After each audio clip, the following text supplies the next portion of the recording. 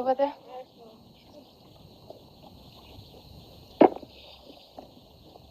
Thank you very much, Madam Speaker. My name is Seth Landu, and I stand here today representing the National Technical Secondary School Hillcrest, as well as the wonderful people of Livingstone, Madam Speaker. Madam Speaker, gender-based violence is not a new concept, neither is it a new phrase or one the walls of this chamber have not heard before. Madam Speaker, encompassed in the third part of our Constitution is our country's stance on human rights and our stance against discrimination in all forms, really, encompassing gender-based violence as well.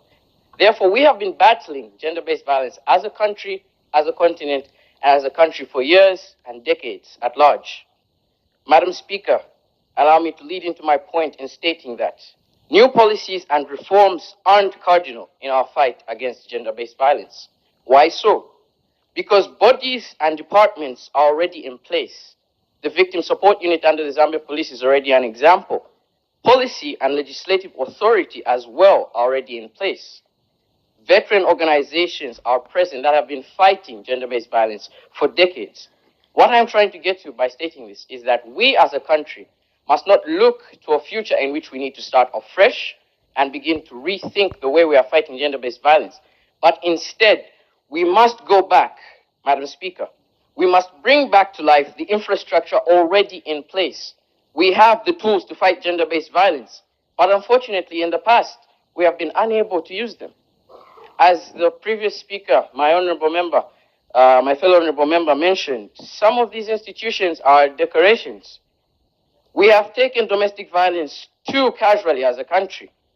Being renowned as one of the most peaceful nations in our continent, it is rather sad and embarrassing to have a record of domestic violence and gender-based violence, especially in a Christian nation, Madam Speaker. To give solutions to how we can end gender-based violence, because we have been fighting it for so long, we must, once more I reiterate, bring back redress and report mechanisms under the Victim Support Unit. We must stiffen penalties for those found wanting in domestic violence cases.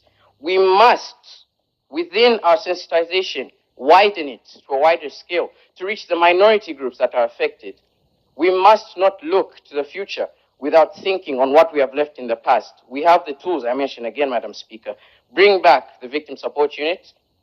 Influence the youths to be nurtured on why not to go against gender-based violence, I beg your pardon. And we must find solutions in what we already have. The places, the policies, the authority are already in place. Thank you, Madam Speaker. Honorable member seated over there.